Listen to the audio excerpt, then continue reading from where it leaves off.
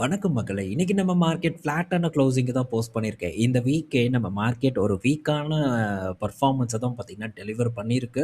So, இன்னைக்கு டேலயும் அது தொடர்ந்து இருக்கு. பெருசா வொலடைலும் நம்ம மார்க்கெட்ல இல்ல. ஒரு ஒன் சைட் மூவ்மெண்ட் தான். ஏன்னா, ஒரு நாள் பார்த்தீங்கன்னா, ஒரு இறக்கத்துல ஓப்பன் ஆகுது. அங்கருந்து ரெக்கவரி ஏற்படுது. மறுநாள் பார்க்கும்போது ஏற்றத்துல கேப் அப்ல ஓப்பன் ஆகி, அங்கருந்து பார்த்தீங்கன்னா, இறங்கிட்டு க்ளோஸ் ஆகுது. இதுதான் இந்த 4 நாளா நம்ம மார்க்கெட்ல நடந்திருக்கு. ஸோ, லாஸ்ட் ட்ரேடிங் செஷன்ல மேபி ஏதாச்சும் ஒரு நல்ல பெர்ஃபார்மன்ஸ் இருக்கலாமோ அப்படிங்கிற ஒரு எதிர்பார்ப்பு எனக்குள்ள வந்து இருக்கு. பட் ஒரு நாள் நம்ம வெயிட் பண்ணி பார்ப்போம். நாளைக்கு ஏதாச்சும் ஒரு நல்ல ஒரு மூவ்மெண்ட் நம்ம மார்க்கெட்ல நடக்குதாங்கிறத பொறுத்திருந்து பார்ப்போம். ஸோ இந்த வீக் ஒரு கன்சாலிடேஷன் நடந்தே நம்ம மார்க்கெட் பார்த்தீங்கன்னா கம்ப்ளீட் ஆயிருக்கு.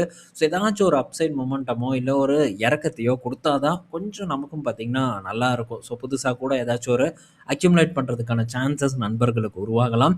பட் வெயிட் பண்ணி பார்ப்போம் என்ன நடக்குதுன்ட்டு. ஸோ அடுத்து இன்னைக்கு டெய்லியும் எஃப்ஐஐஸ் பார்த்தீங்கன்னா விற்பனையாளரா தான் இருக்காங்க. கிட்டத்தட்ட 1900 கோடிக்கு வித்திருக்காங்க. எஃப்ஐஐஸ், டிஐஎஸ் பார்க்கும்போது ஒரு 2500 கோடி கிட்ட பார்த்தீங்கன்னா பை பண்ணி ஒரு சப்போர்ட்ட குடுத்துருக்காங்க. ஸோ ஓவராலா ஓகே. ஸோ இன்னைக்கு இந்த ஒரு வாரம் பெரிய சம்பவம் ஏற்படாம இருந்தாலும், ஒரு ஃப்ளாட்டான பெர்ஃபார்மன்ஸ குடுத்து கம்ப்ளீட் பண்ணதே ஒரு பெரிய விஷயமா நம்ம எடுத்துக்கலாம். ஸோ இன்னும் ஒரு நாள் அத மட்டும் நம்ம பொறுத்திருந்து பார்ப்போம். இன்னைக்கு பல பங்குகள் பற்றியான அப்டேட் எடுத்துட்டு வந்திருக்கு. அதிலயும் குறிப்பா ஐடிசியோட ரிசல்ட் வந்திருக்கு. அத தான் நம்ம முதல்ல பார்க்க போறோம். ஸோ எப்படி பெர்ஃபார்ம் பண்ணியிருக்காங்கன்னு பார்ப்போம். ஏன்னா, ரீசென்ட்டா பீக்லேருந்து கிட்டத்தட்ட 40% வரைக்கான சரிவ குடுத்த ஒரு நிறுவனமா ஐடிசி இருக்கு. தரமான ஒரு பங்கு. ஆனா, இவனுக்கே பார்த்தீங்கன்னா, இந்த நிலைமை நம்ம மார்க்கெட்ல ஏற்பட்டிருக்கிறது ரொம்பவே பார்த்தீங்கன்னா, ஒரு சோகமான ஒரு விஷயம் அப்படின்னு நம்ம சொல்லலாம். ரூ. 308ல வந்து க்ளோஸ் ஆயிருக்கு. ஸோ ரிசல்ட் பார்க்கும்போது நல்லா தான் இருக்கு. இங்க கொட்டை எழுத்துல போட்டிருக்காங்களே நெட் ப்ராஃபிட் 72% டவுன் அப்படின்ட்டு. ஆனா, இது போன வருடத்தோட கம்பேர் பண்ணி ஸோ அந்த டைம்ல ஒரு ஒன் டைம் கெயின் இருந்தது. ஹோட்டல் பிசினஸ டீமர்ஜர் பண்ணதுனால ஏற்பட்டது. ஸோ அதனால அப்படி இருக்கு. பட் பெட்டரா தான் பண்ணியிருக்காங்க இந்த காலாண்டு. ப்ராஃபிட்டா இருக்கட்டும், மார்ஜினா இருக்கட்டும் நல்லா தான் பண்ணியிருக்காங்க. ரெவென்யூ பார்க்கும்போதும் ஒரு 17% கிட்ட வந்து க்ரோ ஆயிருக்கு. ஸோ ரூ. 8 பார்த்தீங்கன்னா டிவிடெண்ட் அனௌன்ஸ் பண்ணியிருக்காங்க. இதுவும் ரொம்பவே ஒரு முக்கியமான ஒரு விஷயம். இந்த ஒரு வருடம் மட்டும் பார்க்கும்போது ஃபினான்ஷியல் இயர்ல ரூ. 14.50 பார்த்தீங்கன்னா டிவிடெண்டா ஐடிசி வந்து நமக்கு குடுத்துருக்காங்க. ஸோ இதுவும் ஒரு நல்ல விஷயம் தான். ஒரு 5% வரைக்கும் டிவிடெண்ட் ரிட்டர்ன் நமக்கு கிடைக்குது. ஸோ அதையும் நம்ம வாங்கிக்குவோம். ஸோ அத வேற ஏதாச்சும் ஒரு நல்ல இடம் ஏன் ஐடிசியே நல்ல இடம் தான். ஸோ அங்க கூட நம்ம ரீஇன்வெஸ்ட்மென்ட் பண்றதுக்கு தாராளமா வந்து ட்ரை பண்ணலாம். ஸ்டில் ஐடிசில சூப்பரான வாய்ப்பு இருக்கு. ஆனா, என்னைக்கு இதெல்லாம் பெரிய ஒரு பெர்ஃபார்மன்ஸ குடுக்கும் அப்படின்ட்டு நம்மளால டெஃபினட்டா வந்து சொல்ல முடியாது. ஆனா, இப்ப இருக்கக்கூடிய ஒரு பிளேயர்ஸ் பார்த்தீங்கன்னா, ஒரு ஒர்த்தான பிளேஸ் அப்படிங்கிறத மட்டும் நம்ம உறுதியா வந்து சொல்லலாம். நல்ல சரிவு ரூ. 500 இருந்தது. இப்போ ரூ. 300 ட்ரேட் ஆயிட்டு இருக்கு. ஸோ பல பிசினஸ் உள்ளடக்கியது. ஸோ இதோட செக்மெண்ட் வைஸ் பெர்ஃபார்மன்ஸ நம்ம அடுத்து இன்னொரு ஒரு செப்பரேட் வீடியோல வந்து டிஸ்கஸ் பண்ணுவோம். ஏன்னா, ஸோ ஒன்ஸ் வந்து நான் ரெடி பண்ணி வச்சிருந்தேன். எப்போ Q2 ரிசல்ட் வரும்போதே இத பற்றி நம்ம டிஸ்கஸ் பண்ணணும் அப்படின்ட்டு எடுத்து வச்சிருந்தேன். ஸோ அந்த வீடியோல பார்த்தீங்கன்னா, ரிலையன்ஸ் கன்சியூமர் பற்றியும் டிஸ்கஸ் பண்ணலான்ட்டு நான் எடுத்து வச்சேன். பட் இன்ன வரைக்குமே அத போடுறதுக்கான ஒரு சந்தர்ப்பம் எனக்கு ஏற்படல. பட் நம்ம அடுத்த வீடியோல நம்ம ஐடிசியோட செக்மெண்ட் வைஸ் பெர்ஃபார்மன்ஸ் பார்ப்போம். ஸோ இந்த இடத்துல பலரும் ஐடிசியை எஃப்எம்சிஜியா தான் பார்க்குறாங்க. ஆனா கண்டிப்பா அந்த கண்ணோட்டத்துல பார்க்கக்கூடாது அப்படிங்கிறது தான் நம்மளுடைய வாதம். ஸோ ஐடிசிய சிகரெட் கம்பெனியா மட்டும் தான் நான் வந்து பார்க்குறேன். ஏன்னா சிகரெட்டோட லாபம் தான் ஐடிசியில நிறைஞ்சு கிடக்குது. 80%க்கு மேல சிகரெட் தான் பார்த்தீங்கன்னா, வருமானம் தள்ளி குடுக்குது. ஸோ அதனால சிகரெட் கம்பெனியா தான் இத வந்து பார்க்கணும். என்ன ஆர்கியூமென்ட் வச்சாலும், சிகரெட்ல நாளைக்கு ஏதாச்சும் ஒரு சின்ன ஒரு பொறி தட்டுனாலும் கூட, ஐடிசியோட எஃப்எம்சிஜியோ, பேப்பர் பிசினஸோ, அக்ரி பிசினஸோ எதுவுமே பார்த்தீங்கன்னா, காப்பாத்தாது. அதிலிருந்தே நம்ம புரிஞ்சுக்கணும். ஸோ ஐடிசி ஒரு சிகரெட் கம்பெனி அப்படின்ட்டு. பட் எஃப்எம்சிஜி கூடுதல் அட்வான்டேஜ். அத ஒரு இதாவும் நம்ம எடுத்துக்கலாம். ஸோ எஃப்எம்சிஜில குரோத் பார்த்தீங்கன்னா, ரொம்பவே லேட் ஆகும். ஸோ உதாரணத்துக்கு HUL இந்த மாதிரியான பெரிய ஒரு ஜெயண்ட் நிறுவனங்கள் கூட ஒரு பொறுமையான, ஒரு ஸ்லோவான ஒரு குரோத்த தான் குடுத்துட்டு இருக்காங்க. வளர்ச்சிய வந்து சந்திக்கிறதுக்கு ரொம்பவே காலதாமதம் ஆகுது. இது எஃப்எம்சிஜி கம்பெனிஸ்ல இருக்கக்கூடிய பஞ்சாயத்து. ஸோ எஃப்எம்சிஜி கம்பெனிஸ நம்ம அ அ பெரிய ஒரு வளர்ச்சிய வந்து எக்ஸ்பெக்ட் பண்ண முடியாது. ஸோ அதில பார்த்தீங்கன்னா, ஒரு ஸ்டெபிலிட்டி இருக்கும். அத மட்டும் நம்ம டெஃபினட்டா எதிர்பார்க்கலாம். அதே தான் இங்கேயும் ஐடிசிய பொறுத்தவரைக்கி.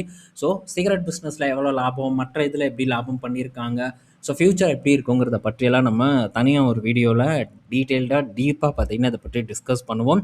ஸோ ஐடிசி இந்த காலாண்டு மார்ஜின் பெட்டரா பண்ணதுக்கான ரீசன் நம்ம ஆல்ரெடி காட்ஃப்ரே பிலிப்ஸ் ரிசல்ட்ட டிஸ்கஸ் பண்ணோம் போன வாரம் நான் நெனைக்கிறேன். ஸோ அதில என்ன நம்ம பேசியிருந்தோம்னா, இந்த டாக்ஸ் எல்லாம் வந்து போடுறதுக்கு முன்னாடியே சிகரெட்ஸோட பிரைஸ் வந்து உயர்ந்தது. அது ஒரு ரீசனா இருக்கலாம் இவங்களுடைய மார்ஜின் இம்ப்ரூவ் ஆகுறதுக்குன்ட்டு நம்ம பேசணும். அதே தான் பார்த்தீங்கன்னா, இங்கேயும் அது நடந்திருக்கும். ஸோ டாக்ஸுக்கு முன்னாடியே சிகரெட் பிரைஸ் உயர்த்துனது நம்ம எல்லாத்துக்குமே தெரிஞ்ச ஒரு விஷயம் தான். ஸோ அது மெயின் ஒரு ஒரு ப்ளே பண்ணியிருக்கும் இவங்களுடைய இந்த காலாண்டு ரிசல்ட்லங்கிறது தான் என்னுடைய ஒரு நம்பிக்கை. ஸோ ஸ்டில் பெட்டர் ஆப்பர்ச்சுனிட்டி இருக்கு அப்படிங்கிறத சொல்லிட்டு நம்ம அடுத்த அப்டேட்குள்ள போவோம். அடுத்தது இமாமி. ஸோ எஃப்எம்சிஜி கம்பெனி தான். இந்த காலாண்டு இவங்களுடைய பெர்ஃபார்மன்ஸ் ரொம்ப ஒஸ்ட்டா இருக்கு. ப்ராஃபிட் பார்த்தீங்கன்னா, ஒரு 11.25% வந்து சரிவடைஞ்சிருக்கு. 143 கோடி தான் இந்த காலாண்டுல ப்ராஃபிட்டா போஸ்ட் பண்ணியிருக்காங்க. ரெவென்யூ பார்க்கும்போதும் டிக்ளைன் ஆயிருக்கு. 3.9% டிக்ளைன் ஆயிருக்கு. ஸோ இந்த நிறுவனமும் ஆல்ரெடி வந்து சொல்லியிருந்தாங்க, நாங்க வந்து அக்யூசிஷன் மூலியமா தான் வளரப் போறோம் அப்படின்ட்டு. அதையும் வந்து இப்ப தொடர்ந்து பண்ணிட்டு வந்துட்டு இருக்காங்க. ஸோ ஃபியூச்சர்ல டெஃபினட்டா பல பிராண்ட்ஸ வந்து இவங்கலாம் அக்யூர் பண்ணி அத வளர்த்தெடுப்பாங்க அப்படிங்கிற ஒரு நம்பிக்கை எனக்கு இருக்கு. ஸோ இந்த ரிஸ்கி ஸ்டாக் அப்படின்ட்டு நம்ம டிஸ்கஸ் பண்ணியிருக்கோம்ல, அதுல இந்த இமாமியும் இருக்கு. ஸோ இதுக்கெல்லாம் தனியா எக்ஸல் போட்டு பார்த்தீங்கன்னா, நான் இத தொடர்ந்து வந்து வாட்ச் பண்ணிட்டு தான் வந்துட்டுருக்கேன். ஸோ இத பண்ணலாமா? நான் ஃபோக்கஸ் பண்ணும்போது அப்டேட் பண்ணலாமா? வேண்டாமாங்கிற ஒரு யோசனை இருக்கு. மேபி நான் பண்ணுனேன்னா, அந்த டைம்ல யோசிச்சு உங்க கூட ஷேர் பண்ணலாமா? வேண்டாமாங்கிறத நான் திங்க் பண்றேன். அடுத்தது என்டிபிசி கிட்ட இருந்து ஒரு அப்டேட்டு. ஸோ என்டிபிசி பார்த்தீங்கன்னா, 8 ஜிகாவாட் ரெனியூவல் எனர்ஜி கெப்பாசிட்டிய வந்து ஆட் பண்ண போறதா இந்த FY 27ல ஒரு வருஷத்துல 8 ஜிகாவாட் ரெனியூவபிள் எனர்ஜி ஆட் பண்றதுக்கான டார்கெட்ட செட் பண்ணியிருக்காங்க. ஸோ கொஞ்சம் நஞ்சம் இல்ல. 8 ஜிகாவாட் அப்படிங்கிறது மிகப்பெரிய ஒரு டார்கெட் அப்படின்னே நம்ம சொல்லலாம். ஸோ இப்ப நம்ம டாடா பவர்ல எடுத்துக்கலாம். ஸோ ஒரு 14 ஜிகாவாட், 15 ஜிகாவாட் கிட்ட பார்த்தீங்கன்னா, டாடா பவரோட டோட்டல் கெப்பாசிட்டி வந்து இருக்கும். மேபி வந்து அது ஒரு 17, 18 கூட இருக்கலாம். ஸோ எக்ஸாக்ட் நம்பர் எனக்கு கரெக்ட்டா தெரியல. பட் இவங்க ஒரே வருடத்துல 8 ஜிகாவாட் டார்கெட் வைக்கிறது எவ்வளோ பெரிய விஷயம் பாருங்க. பிரைவேட் பிளேயர் கூட எப்படி வந்து ஒரு கவர்மெண்ட் நிறுவனம் போட்டி போடுறாங்க அப்படிங்கிறதையும் நம்ம பார்க்கணும். ஸோ இவங்க சொல்ற மாரி ஆட் பண்றாங்களாங்கிறத மட்டும் நம்ம வெயிட் பண்ணி தொடர்ந்து ட்ராக் பண்ணி நம்ம கவனிப்போம். ஸோ இந்த என்டிபிசி கிரீன் எல்லாம் பார்த்தீங்கன்னா, ஸோ ஒரு நல்ல இடத்துல இல்ல. அதனால தான் நம்ம இதுக்கு முன்னாடி போன வருடமே என்டிபிசி பக்கம் வந்து நம்ம தலைய சாய்ச்சோம். ஸோ மேபி ஃபியூச்சர்ல என்டிபிசி கிரீன் என்னைக்காச்சும் ஒரு சான்ஸ் ஏற்படுத்துச்சுன்னா, அந்த டைம்ல என்டிபிசி கிரீன பற்றி நம்ம டெஃபினட்டா வந்து டிஸ்கஸ் பண்ணலாம். பட் நம்ம என்டிபிசி கிட்ட இருந்தாலே போதும். ஸோ இந்த கம்பெனி அதுக்குள்ள தானே இருக்க போகுது. அதனால நோ இஷ்யூ. ஓகே. ஸோ அடுத்தது பார்த்தீங்கன்னா, மாருதி சுசுகி கிட்ட இருந்த update. So Maruti Suzuki input cost எல்லாம் ரைஸ் ஆன ஒரு காரணத்தினால நாங்க 30,000 வரைக்கும் எங்க வாகனங்களோட விலைய வந்து ஏத்த போறதா சொல்லியிருக்காங்க. ஸோ இது மாடல் மாடல் பார்த்தீங்கன்னா, மாற்றம் இருக்கும் அப்படின்ட்டு மென்ஷன் பண்ணியிருக்காங்க. எல்லா வண்டிக்கும் 30,000 வச்சா எவன் வாங்குவான்? ஸோ அதனால ஒவ்வொரு வண்டிய பொறுத்து ஸோ விலை பார்த்தீங்கன்னா இருக்கும் அப்படின்ட்டு மாருதி சுசுகி சொல்லியிருக்காங்க. ஸோ பார்ப்போம். இது ஒரு நல்ல விஷயம் தான் பிரைஸ் ஹைக் பண்றது. பட் கார் வாங்குறவங்களுக்கு அது கொஞ்சம் தலைவலியா இருக்கும். பட் என்ன இந்த 30,000 ஸோ 20,000 நம்ம பார்த்துட்டு இருக்க போறோம். கார் வாங்குறதுன்னு முடிவு பண்ணிட்டா, லோன போட போறோம், வாங்க போறோம். ஸோ நான் கார் வாங்கும்போதே போய் பார்த்தேன். ஸோ இந்த இடத்துல இந்த எஸ்பிஐல தான் நான் வாங்கினேன். ஸோ அந்த எஸ்பிஐ போய் பார்க்கும்போது ஆல்மோஸ்ட் பார்த்தீங்கன்னா 10% இல்ல கம்ப்ளீட்டான எக்ஸ் ஷோரூம் பிரைஸ பேங்க் தான் வந்து பே பண்றாங்க. ஸோ பேங்க்கு கிட்ட இருந்து முழு லோனையும் பார்த்தீங்கன்னா கன்சியூமர் வாங்குறாங்க.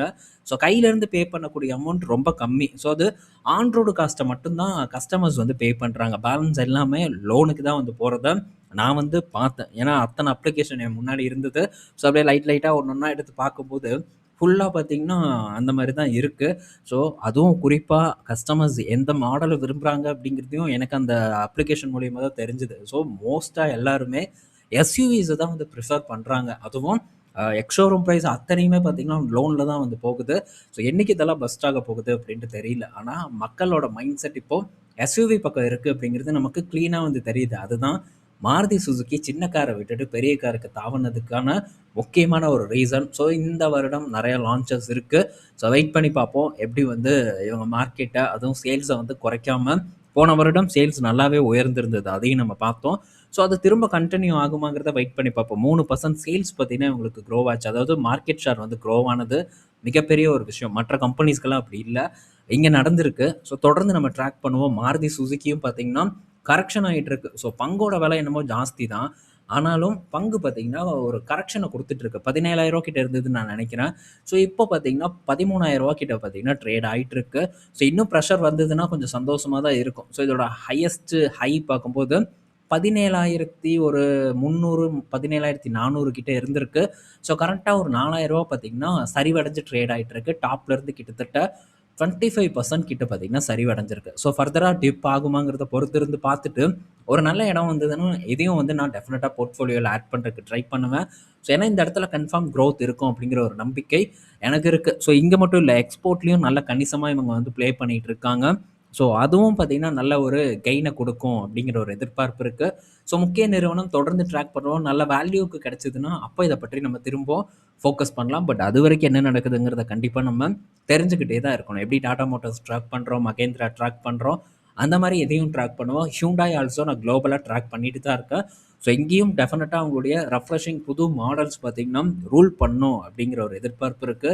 ஸோ நமது சந்தை மிகவும் ஒரு போட்டித்தன்மை வாய்ந்த ஒரு சந்தையா மாறுவதற்கான வாய்ப்பு வரக்கூடிய வருடங்கள்ல ரொம்ப அதிகமா இருக்கு. ஸோ எப்படி டேக்கிள் பண்றாங்கங்கிறத பொறுத்திருந்து பார்ப்போம். ஸோ நெக்ஸ்ட்டு கெயிலோட ரிசல்ட் வந்திருக்கு. ஸோ கெயிலோட பெர்ஃபார்மன்ஸ் பார்த்தீங்கன்னா, இந்த காலாண்டு ரொம்ப சுமாரா இருக்கு. வெறும் 1262 கோடி பண்ணியிருக்காங்க. 21% ப்ராஃபிட் பார்த்தீங்கன்னா டிக்ளைன் ஆயிருக்கு.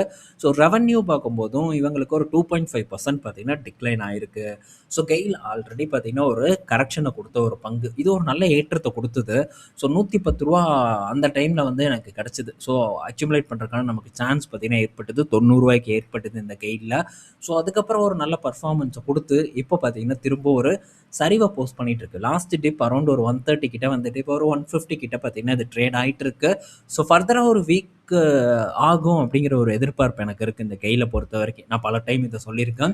என்னதான் என்கிட்ட இருந்தாலும் கூட நல்ல இடத்துல இது இல்லை அப்படின்ட்டு நிறைய டைம் இதை பற்றி நம்ம டிஸ்கஸ் பண்ணியிருக்கோம். ஸோ கவர்மெண்ட் பங்குகள் வாங்குறது நல்லது தான். நல்ல இடத்துல வாங்கினா டெஃபினட்டாக அது நல்லது. ஆனால் தவறான ஒரு இடத்துல நம்ம வாங்கிட்டோம்னா மேலேயும் போக மாட்டான், கீழேயும் போக மாட்டான், அரைச்ச மாவையே அரைச்சிட்டு இருப்பான். நம்ம பொறுமை இழந்து ஒரு கட்டத்தில் விட்டுட்டு போகிறதுக்கான வாய்ப்பு அதிகமாக இருக்குது. ஸோ ரிட்டர்னும் பெருசாக வந்து கிடைக்காது டிவிடெண்ட் மூலியமா. அதனால் ஒரு ஒர்த்தான ஒரு இடம் வரும்போது கண்டிப்பாக இதை பற்றி நம்ம டிஸ்கஸ் பண்ணுவோம். அக்யூமுலேட் பண்ணுறதுக்கான சான்சஸ் எல்லாம் இங்கே ஏற்படும் அப்படின்னு தான் நான் எக்ஸ்பெக்ட் பண்ணுறேன். ஸோ இந்த வீடியோவில் நம்ம பல இன்ஃபர்மேஷன் பற்றி பார்த்துருப்போம். பயனுள்ளதாக இருக்கும் அப்படின்னு நான் நினைக்கிறேன்.